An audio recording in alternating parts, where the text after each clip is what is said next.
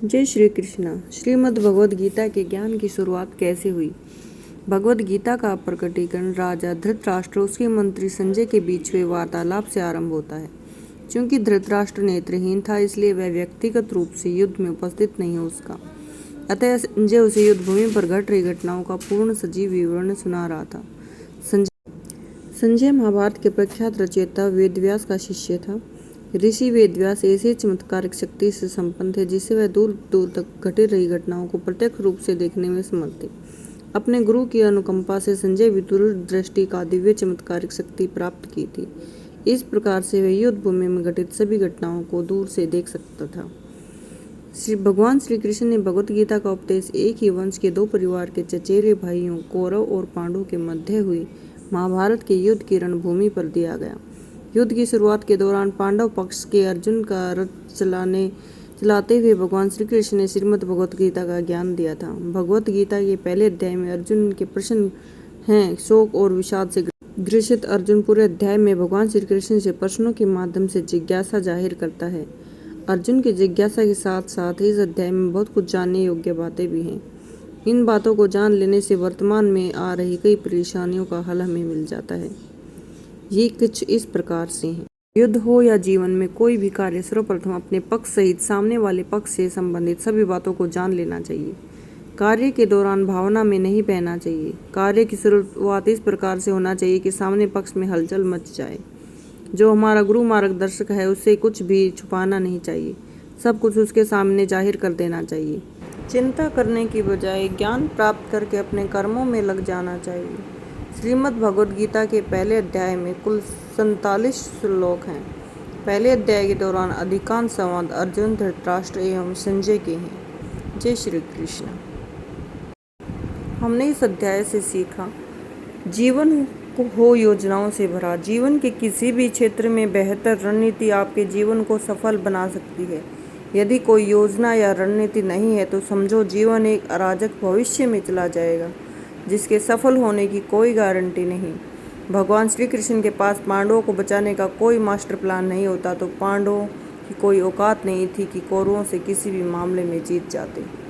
Number 2, संगत और पंगत हो अच्छी। कहते हैं कि जैसी संगत वैसी पंगत, जैसी पंगत वैसा जीवन। आप लाख अच्छे हैं लेकिन यदि आपकी संगत बुरी है तो आप बर्बाद हो जाएंगे। लेकिन यदि आप लाख बुरे हैं और आपकी संगत अच्छे लोगों से है, आप उनकी सुनते हैं तो निश्चित ही आप आबाद हो जाएंगे। कौरवों के साथ शकुनी जैसे लोग थे जो पांडवों के साथ कृष्ण।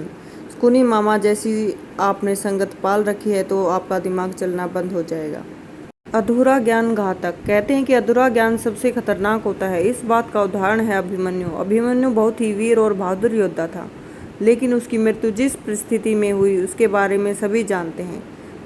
मुसीबत के समय यह अधूरा ज्ञान किसी भी काम का नहीं रहता। आप अपने ज्ञान से पारंगत बने। किसी एक विषय में तो दक्षता हासिल होनी ही चाहिए। नंबर 4, दोस्त और दुश्मन की पहचान करना सीखें। महाभारत में ऐसे कई मित्र थे जिन्होंने अपनी ही सेना के साथ विश्वासघात किया। ऐसे भी कई लोग थे जो ऐन वक्त पर पाला बदलकर कौरवों और पांडवों के साथ चले गए।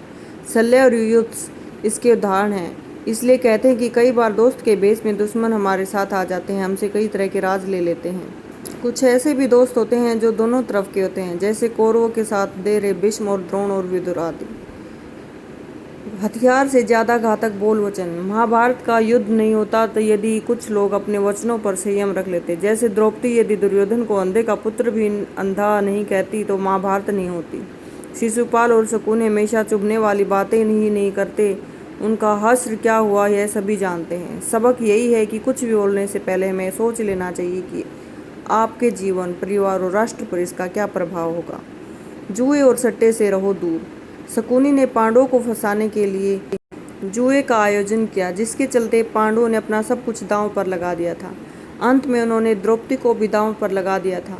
यह बात सभी जानते हैं कि फिर क्या हुआ। अतः जुए, सट्टे, षड्यंत्र से हमेशा दूर हो। ये चीजें मनुष्य का जीवन अंधकार में बना देती हैं।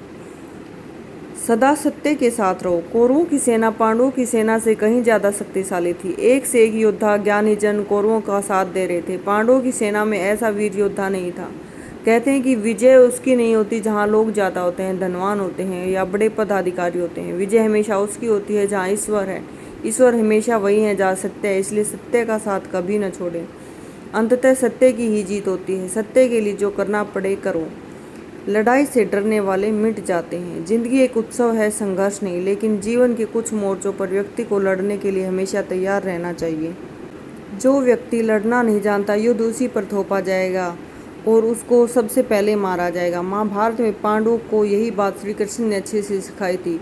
पांडव अपने बंधु बांधवों से लड़ना नहीं चाहते थे, लेकिन श्री कृष्ण ने समझाया कि जब किसी मसले का हल शांतिपूर्वक तरीके से नहीं होता तो फिर युद्ध ही एकमात्र विकल्प बच जाता है। कायर लोग युद्ध से पीछे हटते हैं और बहादुर लड़ते हैं। खुद नहीं बदलोगे तो समाज तुम्हें बदल देगा। जीवन में हमेशा दानी, उदार लोग और दयालु होने से काम नहीं चलता। महाभारत में जिस तरह से कर्ण की जिंदगी में उतार चढ़ाव आए, उससे यही सीख मिलती है कि इस क्रूर दुनिया में अपना अस्तित्व बनाए रखना कितना मुश्किल होता है। इसलिए समय के हिसाब से बदलना जरूरी होता है, लेकिन वह बदलाव भी उचित है जिसमें सभी का हित हो। कर्ण ने खुद को बदलकर अपने जीवन के लक्ष्य तो हासिल कर लिया, लेकिन वो फिर भी महान नहीं बन सके, क्योंकि उन्होंने अपनी शिक्षा का उपयोग समाज से बदला लेने की भावना से किया। शिक्षा का सदुपयोग जरूरी। समाज में एक महान योद्धा कर्ण को तिरस्कृत किया था, जो समाज को बहुत कुछ दे सकता था, लेकिन समाज ने उसकी कदर नहीं की, क्योंकि उसमें समाज को मिटाने की भावना थी। कर्ण के लिए शिक्षा का उद्देश्य समाज की सेवा करना नहीं था, अभी तो वो सामर्थ्य को आधार बनाकर समाज से अपने अपमान का बदला लेना चाहता था। समाज और कर्ण दोनों को ही अपने अपने द्वारा किए गए अपराध के लिए दंड मिला है और आज भी मिल रहा है। कर्ण यदि यह समझता कि समाज व्यक्तियों का एक जोड़ मात्र है जिसे हम लोगों ने ही बनाया है, तो संभवतः वह समाज को बदलने का प्रयास करता, न कि समाज के प्रति घृणा करता। इसलिए शिक्षा का सदुपयोग जरूरी है। अच्छे दोस्तों की कद्र करो। ईमानदार और बिना शर्त समर्थन देने वाले दोस्त भी आपका जीवन बदल सकते हैं। पांडवों के पास भगवान श्री कृष्ण थे, तो कौरवों के पास महान योद्धा कर्ण थे। इन दोनों ने ही दोनों पक्षों को बिना शर्त अपना पूरा साथ और सहयोग दिया था। यदि कर्ण को छल से नहीं मारा जाता तो कौरवों की जीत तय थी। पांडवों ने हमेशा श्री कृष्ण की बातों को ध्यान से सुना और उस पर अमल भी किया, लेकिन दुर्योधन ने कर्ण को सिर्फ एक योद्धा समझकर उसका पांडवों के सेना के खिलाफ इस्तेमाल किया। यदि दुर्योधन कर्ण की बात मानकर कर्ण को घटोत्कच को मारने के लिए दबाव नहीं डालता तो इंद्र द्वारा किया गया अमोघ अस्त्र कर्ण के पास था, उससे अर्जुन मारा जाता। भावुकता कमजोरी है। धृतराष्ट्र अपने पुत्रों को लेकर जरूरत से ज्यादा ही भावुक और आसक्त थे। यही कारण रहा कि उनका एक भी पुत्र उनके वश में नहीं रहा। वे पुत्र मोह में भी अंधे थे। इस तरह महाभारत में हमें ऐसे कुछ पात्र मिलते हैं जो अपनी भावुकता के कारण मूर्ख ही सिद्ध होते हैं। जरूरत से ज्यादा भावुकता कई बार इंसान को कमजोर बना देती है और वो सही गलत का फर्क नहीं पहचान पाता। कुछ ऐसा ही हुआ महाभारत के धृतराष्ट्र के साथ, जो अपने पुत्र मोह में आकर सही गलत का फर्क भूल गए। शिक्षा और योग्यता के लिए जुनूनी बनो। व्यक्ति के जीवन में उसका द्वारा हासिल शिक्षा और उसका कार्य योग्यता ही काम आती है। दोनों के प्रति एकलव्य जैसा जुनून होना चाहिए, वह तभी हासिल होगी। अगर अपने काम के प्रति जुनूनी है तो कोई भी बाधा आपको हरा नहीं सकती। कर्मवान बनो। इंसान की जिंदगी जन्म और मौत के बीच कड़ी भर है। यदि जिंदगी बहुत छोटी है, कब दिन गुजर जाएंगे आपको पता भी नहीं चलेगा। इसलिए प्रत्येक दिन का भरपूर उपयोग करना चाहिए। कुछ ऐसे भी कर्म करने चाहिए जो आपको अगले जीवन के लिए तैयार हों। ज़्यादा से ज़्यादा कार्य करो। घर और कार्यालय के अलावा भी ऐसे कार्य करो जिससे आपकी संतानें याद रखें। गीता यही संदेश देती है कि हर पल ऐसा कार्य करो जो तेरे जीवन को सुंदर बनाए। अहंकार और घमंड होता है पतन का कारण। अपनी अच्छी स्थिति, बैंक बैलेंस, संपदा, सुंदर रूप, विद्वता के कारण अहंकार मत कीजिए। समय बड़ा बलवान है। धनी, ज्ञानी, शक्तिशाली पांडवों ने वनवास भोगा और अति सुंदर द्रौपदी ने भी उनके साथ वनों में भटकती रही। समय के खेल निराले हैं। जिस अम्बा का जीवन भीष्म के कारण बर्बाद हो गया था, उसने शिक्षा के रूप में जन्म लेकर भीष्म से बदला लिया। महाभारत में ऐसे कई उदाहरण हैं जिसने प्रेरणा मिलती है कि घमंड को पतन का कारण बनने में देर नहीं लगती। कोई भी संपत्ति किसी की भी नहीं है। अत्यधिक लालच इंसान की जिंदगी को नरक बना देता है। जो आपका नहीं है उसे अनीतिपूर्वक लेने हड़पने का प्रयास न करें। आज नहीं तो कल उसका दंड अवश्य मिलता है। भगवान श्री कृष्ण कहते हैं कि जो आज तेरा है कल किसी और का था, परसों किसी और का हो जाएगा। अतः तू संपत्ति अथवा वस्तु की आसक्ति मत पाल। यह तेरी मृत्यु के बाद यहीं रखे रह जाएंगे। अर्जित करना है तो परिवार का प्रेम, अपना तो अर्जित कर जो हमेशा तेरे साथ रहेगा। ज्ञान का हो सही क्रियान्वयन। शिष्य या पुत्र को ज्ञान देना माता पिता व गुरु का कर्तव्य है, लेकिन सिर्फ ज्ञान से कुछ हासिल नहीं होगा। बिना विवेक और सद्बुद्धि के ज्ञान अकर्म विनाश का ही कारण बनता है। इसलिए ज्ञान के साथ विवेक और अच्छे संस्कार देने भी जरूरी हैं। हमने ऐसे कई व्यक्ति देखे हैं जो ज्ञानी हैं लेकिन व्यक्तित्व से दब्बू खब्बू हैं, किसी जंगल में धूनी रमाकर बैठे हैं। उनके ज्ञान से न तो परिवार का हित हो रहा है न समाज का। ऐसे लोगों को कहते हैं अपना मियाँ मिट्ठू, खुद लिखे और खुद ही खा जाए। दंड का डर जरूरी। न्याय व्यवस्था वही कायम रख सकता है जो दंड को सही रूप में लागू करने की क्षमता रखता हो। यह चिंतन घातक है। अपराध से घृणा करो, अपराधी से नहीं। दुनिया भर की जेलों में इसके उदाहरण प्रस्तुत किए जा सकते हैं। जिन अपराधियों को सुधारने की दृष्टि से पुनर्वास कार्यक्रम चलाए जा रहे हैं, उन्होंने समाज में जाकर फिर से अपराध को अंजाम दिया है। अपराधी को हर हाल में दंड मिलना ही चाहिए। यदि उसे दंड नहीं मिलेगा तो समाज में और अब भी अपराधी पैदा होंगे। फिर इस तरह संपूर्ण समाज ही अपराधियों का समाज बन जाएगा।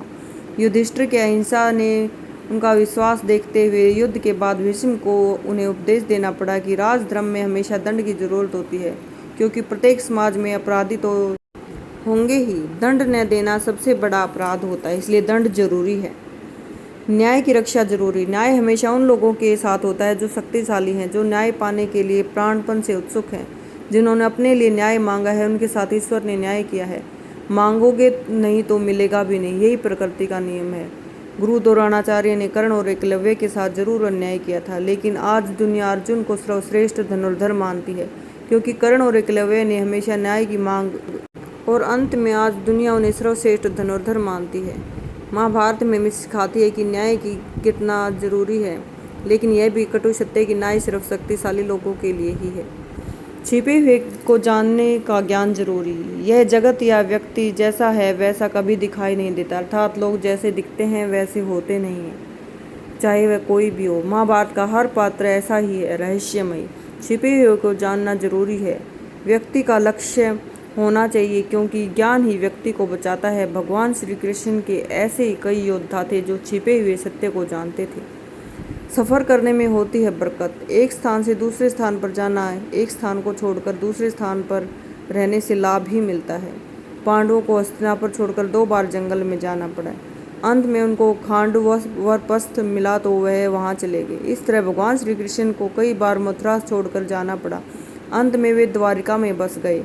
कई बार लोगों को व्यापार या नौकरी के लिए दूसरे शहर या देश में जाना होता है, इसलिए सफ़र में बरकत। गोपनीयता या और संयम जरूरी। जीवन हो या युद्ध, सभी जगह गोपनीयता का महत्व है। यदि आप भावना में बहकर किसी को अपने जीवन का राज बताते हैं या किसी भी व्यक्ति या समाज विशेष पर क्रोध कटाक्ष करते हैं तो आप कमज़ोर माने जाएंगे। महाभारत में ऐसे कई मौके आएंगे जबकि नायकों ने अपने राज ऐसे व्यक्ति के समक्ष खोल दिए जो राज जानने ही आया था, जिससे चलते ऐसे लोगों को मुंह की खानी पड़ी।